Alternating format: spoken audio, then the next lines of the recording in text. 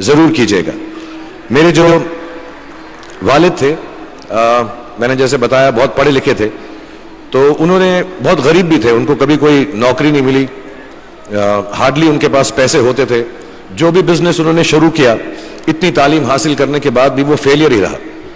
लेकिन उन्होंने बहुत प्यार दिया, और क्योंकि उनके पास पैसे नहीं होते थे तो मेरे हर जन्मदिन पे अपनी कोई पुरानी चीज मुझको दे दिया करते थे।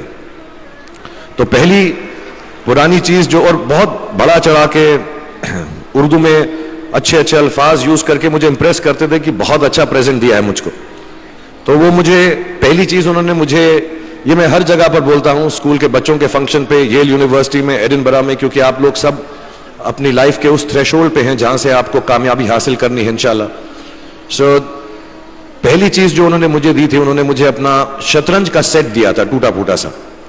वो शतरंज हर रोज खेलते थे। हनुमान मंदिर के जो हेड प्रीस्ट थे, पंडित थे, उनके साथ रात को जाके मेरे वालिद जो हैं शतरंज खेलते थे। और उन्होंने मुझे कहा कि शतरंज से आप जिंदगी के बारे में बहुत कुछ चीजें सीख सकते हैं। पहली ये कि कोऑपरेशन और साथ मिलजुल कर काम कैसे करना है। दूसरी ये कि जिंदगी में आगे बढ़ने के लिए कभी कभी पीछे भी हटना पड़ता है। तीसरी ये कि जो छोटे लोग होते हैं, जो आप समझते हैं, कई लोग ऐसी बात मानते हैं, जो पॉन्स होते हैं, जो प्यादे होते हैं, उनकी सबसे ज्यादा इज्जत करना जिंदगी के अंदर। कोई भी इंसान छोटा नहीं होता, हमेशा हमेशा जिंदगी में काम आता है। और कामयाबी हासिल करने के लिए आखिरी बात शतरंज ये सिखाती है हमको कि कभी कभी जिस चीज से सबसे ज्यादा लगाव होता है, जैसे रानी से अमूमन हो जाता है, कभी कभी उसे भी सैक्रिफाइस करना पड़ता है आगे बढ़ने के लिए। दूसरी चीज जो उन्होंने मुझे दी, मेरे पास है वक्त, 2 मिनट बोल सकता हूं मैं, सॉरी। दूसरी चीज जो उन्होंने मुझे दी थी, वो एक टाइपराइटर दिया था। आज के जमाने में आई डोंट थिंक किसी को, बहुत सारे बच्चे होंगे यहाँ पे जिनको मालूम भी नहीं होगा टाइपराइटर कैसा लगता है। अब सब कंप्यूटर पे काम करते हैं। तो टाइपराइटर के ऊपर जब आदमी लिखता है और अगर गलत लिखता है तो उसको मिटाने में बहुत तकलीफ होती है। So you have to be very diligent, बहुत ध्यान से लिखना पड़ता है। हम गलती नहीं कर सकते। और टाइपेक्स यूज करते थे टाइप को निकालने के लिए, कभी उंगली फंस जाती थी उसकी कीज के बीच में, मगर बहुत मेहनत से, बहुत डिलिजेंस से काम करना पड़ता था। तो जब मैं उस पर टाइपिंग सीखा स्कूल में कॉमर्स करते वक्त, so the only thing I realise is that practice makes you perfect. तो जो भी काम आप जिंदगी में करें उसको डिलिजेंस से करें, ऐसा करें कि कोई गलती ना हो, अपना पूरा दिमाग लगाकर करें, सोच समझ कर करें।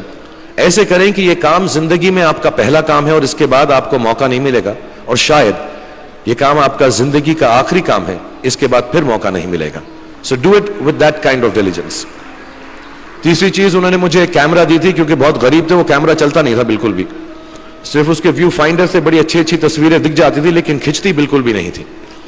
और इससे मुझे उन्होंने सीख दी कि जो हमारी क्रिएटिविटी होती है, हम जो भी, कभी कभी हमारी हॉबी होती है, कभी कभी हमारा उससे प्यार होता है, लेकिन हम उसको अपनी नौकरी नहीं बना सकते, अपना काम नहीं बना सकते। बहुत कम लोग ऐसे फॉर्चुनेट होते हैं जैसे मैं हूं कि जो मेरी हॉबी थी, जिस चीज से मुझे प्यार था, कलाकारी से, एक्टिंग से, वो मेरा पेशा भी बन गया।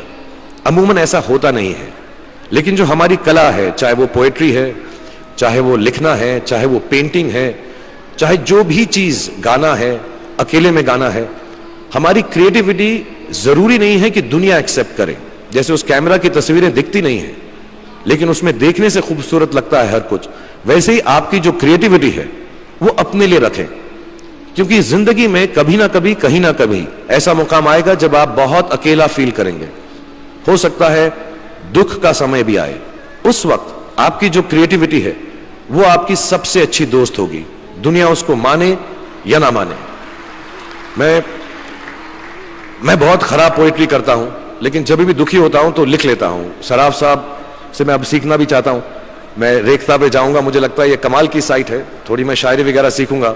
मेरी शायरी बहुत खराब है कि हमने तुम्हारी याद में रो रो के टब भर दिए, वो आए और नहा कर चल दिए।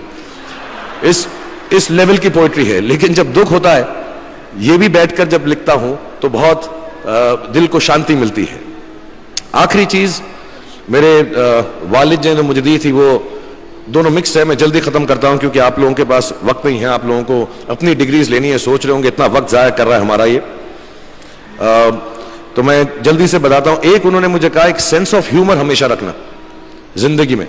हंसते हमेशा रहना, एक चाइल्ड लाइक इनोसेंस जरूर रखना। जैसे एक छोटे बच्चे की जो एक इनोसेंस होती है, जो उसका दुनिया की तरफ जो नजरिया होता है बड़ा इनोसेंट सा होता है, उसमें कोई खामी नहीं होती, गलती नहीं होती, अभी दुनियावी बातें नहीं आई होती, तो वैसी रखना।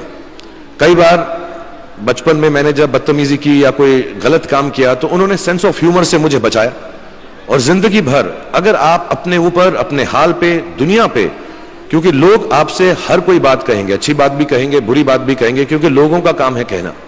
अगर आप उसको एक सेंस ऑफ ह्यूमर से देख सकेंगे तो जिंदगी जो है बहुत बेहतर रहेगी। And last not the least, what my father gave me, what my mother gave me and what your parents have given you, आपके जो पेरेंट्स हैं जो आपको दिया है, वो सबसे बड़ी गिफ्ट है, गिफ्ट ऑफ लाइफ। जिंदगी की जो जिंदगी एक खुद ही सबसे बड़ा तोहफा है हमारी जिंदगी, और उसको वैसे ही ट्रीट कीजिए। जिंदगी के अंदर जो भी मुकाम आए, जैसी भी चीजें हो, अच्छा हो बुरा हो, कभी अंधेरा हो कभी उजाला हो, हर चीज को रिस्पेक्ट कीजिए और जिंदगी में ग्रेस रखिए हर इंसान की तरफ। हर इंसान जो भी आपसे जो भी बात करेगा वो अपनी मुसीबत के हिसाब से करेगा, अपनी हैसियत के हिसाब से करेगा, कभी गलत बात भी बोलेगा, ऊंची बात भी बोलेगा। जब आप काम करेंगे, जब आप बड़ी बड़ी कंपनीज के अंदर नौकरी हासिल करेंगे, आपका हमेशा झगड़ा रहेगा, जो मेरा जूनियर है वो ऐसी बात करता है, मेरा सीनियर जो है ऐसी बात करता है। लेकिन सब जो हैं जिंदगी से जूझ रहे हैं, इस जिंदगी में कुछ बनने की कोशिश कर रहे हैं। सो वो ग्रेस जो है, वो लीवे जो है, हर किसी को दीजिएगा जो आपके साथी हैं, जो आपके साथ साथ काम कर रहे हैं, जो आपका साथ काम नहीं भी कर रहे हैं और जो आपका साथ नहीं भी दे रहे। ग्रेस से बड़ी चीज आप जिंदगी को वापस नहीं लौटा सकते। ये 4-5 चीजें याद रखिएगा। याद रखिएगा, नहीं रहे तो कोई बात नहीं। आप लोग बहुत कुछ अभी इस जगह पर इल्म हासिल कर चुके हैं और मुझे उम्मीद है और मुझे यकीन है कि आप जो भी करेंगे जिंदगी में बहुत कामयाब होंगे। और फिर से मैं मौलाना आजाद नेशनल उर्दू यूनिवर्सिटी का शुक्रिया अदा करना चाहूंगा कि मुझे यहां पर बुलाया, आपसे मुखातिब होने का मौका दिया। थैंक यू वेरी मच, बहुत बहुत शुक्रिया। और आप, मुझे मालूम है कुछ टीचर्स जो होंगे यहां पर बैठे होंगे जो आपके फेवरेट नहीं भी हैं, जो बहुत स्ट्रिक्ट होंगे, डांटते भी होंगे आपको, उनको सबसे ज्यादा याद रखिएगा जब आप इस यूनिवर्सिटी से बाहर जाएंगे, क्योंकि जो सबसे ज्यादा टीचर आपसे स्ट्रिक्ट थे वो एक्चुअली सबसे ज्यादा आपसे प्यार करते थे। Thank you very much for having